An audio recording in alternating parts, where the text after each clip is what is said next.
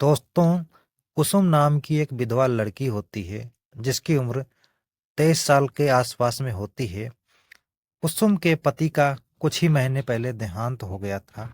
अब कुसुम जो है विधवा हो चुकी थी। एक दिन कुसुम रात के करीब 9:30 बजे के आसपास में वो अपने ससुर को एक गिलास दूध पीने के लिए देती है, जिसमें वह शक्तिवर्धक गोली मिला देती है। अब वह शक्तिवर्धक गोली पीने के बाद में उसके ससुर की जो है हालत खराब हो रही थी। उसके अंदर उत्तेजना पैदा हो रही थी, वो घबराहट हो रही थी, वो परेशान हो रहा था। तभी कुसुम जो है अपने ससुर के कमरे में तेल लेकर जाती है और पूछती है कि पिताजी, आपकी तबीयत तो ठीक है, आप परेशान लग रहे हो। उसका ससुर कहता है कि नहीं बहू, मैं परेशान नहीं हूँ, बस थोड़ा सा शरीर में बेचैनी सी हो रही है। अच्छा, कुसुम कहती है कि ठीक है पिताजी, आप लेटिए, मैं आपकी थोड़ा मालिश कर देती हूँ। अब कुसुम जो है अपने पिता यानी अपने ससुर की पैरों में तेल लगाकर उसकी मालिश करने लग जाती है। अब उसके ससुर की जो है उत्तेजना और बढ़ती जाती है। वह अचानक से कुसुम को पकड़ लेता है और उसके साथ में छेड़छाड़ करना शुरू कर देता है। अब छेड़छाड़ करने के बाद में वह कुसुम के साथ में संबंध बनाने लगता है। कुसुम भी इसका कोई विरोध नहीं करती है, लेकिन कुसुम तो यह चाहती थी दोस्तों कि वह उसके साथ कुछ गलत काम करे, और यह सिलसिला अब रोज का हो गया था। कुसुम हर रोज अपने ससुर को सोते टाइम वह शाम के उसको 1 गिलास दूध के साथ में वो दूध में शक्तिवर्धक गोली मिलाकर दिया करती है। एक दिन अब ये कुसुम अपने ससुर के साथ में कुछ ऐसा कांड कर देती है जिसको आप सुनेंगे तो आपके रोंगटे खड़े हो जाएंगे। दोस्तों दोस्तों आज की यह जो घटना है आपको सुनना बेहद जरूरी है, क्योंकि आजकल समाज में ऐसी घटनाएं घट रही हैं जिस पर यकीन करना ही मुश्किल है। दोस्तों इसलिए इस घटना में आप अंत तक जरूर बने रहें। दोस्तों घटना में आगे बढ़ें इससे पहले आप लोगों से एक छोटी सी रिक्वेस्ट है। अगर आप लोग चैनल पर नए हैं तो चैनल को जरूर सब्सक्राइब करिएगा, वीडियो को लाइक करना मत भूलना। दोस्तों ये सच्ची घटना जो है हैदराबाद के एक छोटे से शहर की है, जहां पर एक परिवार रहा करता है। परिवार के मुखिया का नाम होता है रमेश। रमेश के एक बेटा था जिसका नाम था गौरव। गौरव की उम्र जो है 25 साल के आसपास थी। वह अपनी पढ़ाई लिखाई कंप्लीट कर चुका था और वह अब अपने पिताजी के साथ में बिजनेस में हाथ बटा रहा था। अब रमेश जो है चाहता था कि सारा जो कारोबार है गौरव के हाथों में सौंप दिया जाए और वह बिजनेस को संभाले। अब इस तरह से दोस्तों 6 महीने का वक्त बीत जाता है। अब गौरव अपने बिजनेस को पूरी तरह से वह संभाल रहा था और संभल चुका था। अब रमेश जो है वो चाहते हैं कि गौरव की शादी कर दी जाए और गौरव अपने परिवार में खुश रहे। दोस्तों रमेश की पत्नी का कुछ ही महीने पहले देहांत हो गया था किसी बीमारी के चलते। अब वह बाप बेटे ही रह रहे थे घर में। अब रमेश अपने नात रिश्तेदारों अपने दोस्तों से कहता है कि हमें अपने बेटे गौरव के लिए एक बहू चाहिए जो अच्छी हो, पढ़ी लिखी हो और होशियार हो। अब रमेश के पास में पैसे रुपए की कोई कमी होती नहीं, इस करके रिश्ता भी एक से बढ़कर एक आ रहे थे। तभी एक रिश्ता उनके रिश्तेदार बताते हैं, लड़की होती है जिसका नाम कुसुम होता है। कुसुम के बारे में बात करते हैं, इसकी फोटो दिखाते हैं तो रमेश को यह लड़की अच्छी लगती है और यह लड़की गौरव को भी अच्छी लगती है।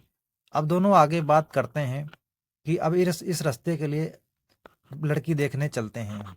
अच्छा, अब लड़की देखने ये लोग जाते हैं तो रमेश अपने बेटे के साथ में और कुछ रिश्तेदारों के साथ में लड़की देखने चले जाते हैं कुसुम के घर। और कुसुम को जब माता पिता बैठते हैं साथ में तो कुसुम चाय पानी लेकर कुसुम ही आती है साथ में। अब कुसुम को देखते ही गौरव पसंद कर लेता है। और जब यह बात रमेश अपने बेटे से पूछते हैं गौरव से, तो रमेश कहता है पिताजी लड़की अच्छी है और मुझे पसंद है, क्योंकि कुसुम इतनी सुंदर होती है कि जिसको कोई एक बार देखे तो उस पर देखता ही रह जाए। अब इस तरह से वह रिश्ता पक्का हो जाता है। तभी जो रमेश के गौरव होते हैं, गौरव के पिताजी होते हैं, वो अपनी जेब से 11,000 रुपये शगुन के तौर पर निकालते हैं और कुसुम के हाथ पर रख देते हैं। कहते हैं बेटी, आज से तुम हमारी बेटी हो, आज से तुम हमारी बहू हो और ये रिश्ता हमें पक्का है। अब आप लोगों की क्या राय है? अब इतनी बात सुनने के बाद कुसुम के पिताजी बहुत खुश हो जाते हैं और रमेश का मुंह मीठा करा देते हैं और गौरव का मुंह मीठा करा देते हैं। दोस्तों, अब इस दोनों की रिश्ते की बात पक्की हो जाती है।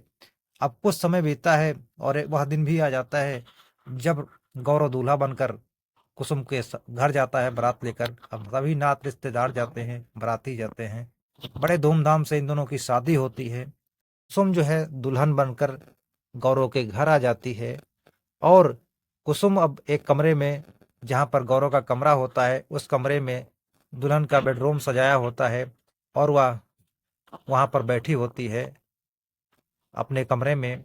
तभी जो है अब दिन बीत जाता है, अब शाम हो जाती है। शाम का समय जब कुछ रात बीत जाती है तो रमेश के जो गौरव के दोस्त होते हैं वह गौरव को अपने सुहाग रात मनाने के लिए भेज देते हैं कुसुम के पास में। अब गौरव अपने कमरे में जाता है और कुसुम के साथ जाकर बैठ जाता है। कुसुम जो है गौरव को देखकर हल्का मुस्कुरा देती है और बैठने के लिए कहती है। दोनों बैठ जाते हैं, बातचीत करते हैं। बातचीत करने के बाद में करीब ये दोनों आधे घंटे तक बातचीत करते हैं और उसके बाद गौरव जो है कुसुम के जेवर वगैरह उतार देता है और उसके बाद में एक एक करके कपड़े उतार देता है। फिर यह दोनों सुहागरात मनाते हैं। अभी इस तरह से ये दोनों 2-3 बार सुहागरात मनाते हैं और उसके बाद में थक कर वो वहीं सो जाते हैं। अब यह सिलसिला जो है रात बीत जाती है, सुबह हो जाती है। अच्छा, सुबह जो नात रिश्तेदार होते हैं अब जाने लगते हैं। शाम होते होते लगभग सभी सभी रिश्तेदार चले जाते हैं। शाम होने के बाद में अब शाम का खाना पीना खाने के बाद में जो बचे रिश्तेदार होते हैं वो अपने अपने कमरे में सोने के लिए चले जाते हैं। अब गौरव जो है अपनी पत्नी के कमरे में जाता है सोने के लिए और वहाँ पर कुसुम के पास जाकर बैठता है और बातचीत होती है। बातचीत का सिलसिला शुरू हो जाता है। उसके बाद दोनों सुहागरात मनाते हैं। उसके बाद में फिर ये दोनों सो जाते हैं। दोस्तों, अब इस तरह से कुसुम 5-6 दिन के अंदर ही अपने गौरव के परिवार को पूरी तरह से समझ चुकी थी और वो बड़े अच्छे से संभाल रही थी। समय धीरे धीरे आगे बढ़ता है, करीब महीने का वक्त बीत जाता है। एक दिन अब गौरव जो है सुबह रोज अपना तैयार होकर ऑफिस जाया करता था और अपने बिजनेस का कारोबार संभालता था। अब एक दिन रमेश को गौरव को जल्दी होती है, वह जल्दबाजी में ऑफिस जा रहा था। अचानक उसके कार का एक्सीडेंट हो जाता है। एक्सीडेंट होता है इतना खतरनाक कि गौरव की मौके पर ही मौत हो जाती है। अब यह चीज़ जहाँ पर ये एक्सीडेंट होता है वहाँ पर रमेश के जानकार होते हैं और वह तुरंत रमेश को फ़ोन कर देते हैं। कहते हैं कि आप जल्द से जल्द यहाँ पर आ जाइए, आपके बेटे गौरव को यहाँ पर एक्सीडेंट हो गया है और आप फ़ौरन यहाँ पर पहुँच जाइए। अब इतनी बात सुनकर रमेश के मानो पैरों तले ज़मीन खिसक जाती और उनका रो रो के बुरा हाल हो जाता और यह बात वो कुसुम को बताते हैं। अब ये दोनों उस जगह पर पहुंच जाते हैं जहां गौरव की कार का एक्सीडेंट हुआ था। वहां जाने के बाद ये लोगों को पता चलता है कि गौरव की मौत हो चुकी है और इतना जानने के बाद कुसुम का रो रो के बुरा हाल हो जाता है। इन दोनों के रो रो का बुरा हाल हो जाता है।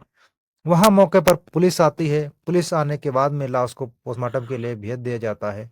पोस्टमार्टम के बाद में अब गौरव की डेड बॉडी जो है परिवार वालों को सौंप दी जाती है। संस्कार वगैरह हो जाता है। अब धीरे धीरे वक्त बीतता है, करीब 1 महीने का समय बीत जाता है। एक दिन रमेश अपनी बहू कुसुम से कहते हैं कि बहू, तुम पढ़ी लिखी हो, होशियार हो और तुम इस कारोबार को आगे बढ़ा सकती हो।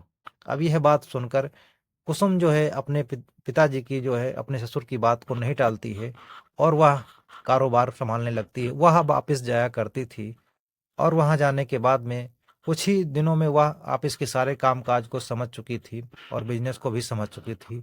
अब महीने का वक्त बीत जाता है। 1 महीने के अंदर अंदर कुसुम जो है बिजनेस के हर तरीके को समझ चुकी थी और यह भी जान चुकी थी कि बिजनेस में क्या क्या चल रहा है और कितना मुनाफा है और कितने बैंक बैंक बैलेंस है। सारा चीज़ उस चीज़ को पता चल चुका था।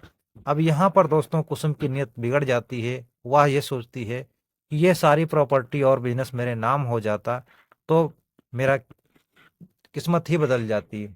कुसुम के अब इस लालच के अंदर वजह से कुसुम एक दिन खौफनाक प्लान बनाती है और वह आते टाइम एक रास्ते में रुकती है और एक मेडिकल स्टोर पर जाती है जहां पर एक शक्तिवर्धक गोली खरीदती है। वह गोली ले आती है।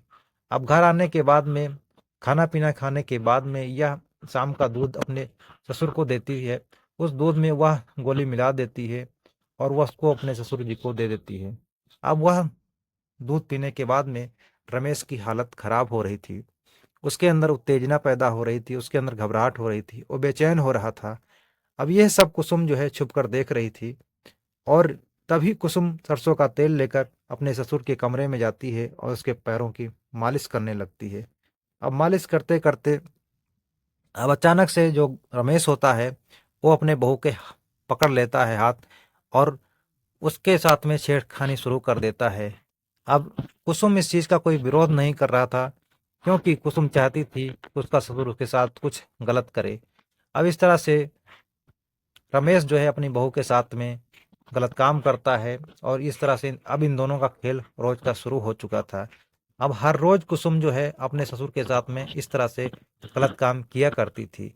एक दिन अब कुसुम चाहती है कि अब यह दौलत हमारे नाम हो जाए और अपने ससुर रमेश से कहती है कि पिताजी, ये जो है एक वसीयतनामा बनवा दीजिए और इसमें आप साइन कर दीजिए। लेकिन यह वसीयतनामा पढ़ने के बाद में इसमें साफ साफ लिखा रहता है कि यह सारी प्रॉपर्टी और सारा बैंक बैलेंस और बिजनेस जो है अपनी बहू कुसुम के नाम मैं कर रहा हूँ। इतना पढ़ने के बाद रमेश के पैरों तले मानो जमीन खिसक जाती है। वह मना कर देते हैं, लेकिन उनको यह नहीं पता था कि यह मना करना उनकी जिंदगी का आखिरी दिन होगा। अब उसके इससे जो एक कुसुम होती है वह एक खौफनाक प्लान बनाती है और वह एक दिन अपने ससुर को दूध में जहर मिलाकर दे देती है, जिसके चलते रमेश की उसी रात को तड़प तड़प कर मौत हो जाती है। इस घटना को अंजाम देने के लिए कुसुम ने एक एक्सीडेंट का बहाना देना चाहा, जिससे अपने परिवार पड़ोसियों को इकट्ठा करती है और कहती है हमारे पिताजी को अटैक आया जिससे उनकी मौत हो गई। लेकिन यह बात उनके पड़ोसियों को हजम नहीं होती है। उनमें से कोई व्यक्ति जो है एक व्यक्ति पुलिस को फोन कर देता है और मौके पर पुलिस आ जाती है। अब रमेश की डेड बॉडी को पुलिस कब्जे में ले लेती है और पंचनामा कर कर पोस्टमार्टम के लिए भेज देती है। जब पोस्टमार्टम रिपोर्ट आ जाती है तो वह पढ़कर पुलिस जो है हैरान रह जाती है। तुरंत वो कुसुम को अपने कब्जे में लेती है और पुलिस कुसुम से पूछताछ करती है और पूछताछ करने के बाद में जो सच्चाई बताती है कुसुम, उस पर किसी को यकीन ही नहीं हो रहा था। कुसुम कहती है कि मैं हमारे और हमारे ससुर जी के साथ में नाजायज संबंध थे, गलत संबंध थे, जिसके चलते मैं यह प्रॉपर्टी अपने नाम कराना चाहती थी। लेकिन कुछ मेरे ससुर जी जो हैं सब साफ साफ मना कर दिए कि मैं जब तक जिंदा हूँ मैं यह प्रॉपर्टी तुम्हारे नाम नहीं कर सकता हूँ। जिस कारण से मुझे गुस्सा आया और मैं इस खौफनाक घटना को अंजाम दिया। दोस्तों, यह घटनाक्रम सुनाने का उद्देश्य यह नहीं, आप लोगों को परेशान करना नहीं, आप लोगों को आहत पहुंचाना नहीं, बल्कि समाज में घट रही घटनाओं के प्रति आप लोगों को जागरूक करना है। दोस्तों, मिलते हैं और एक किस्सा अच्छी घटना के साथ, तब तक के लिए जय हिंद।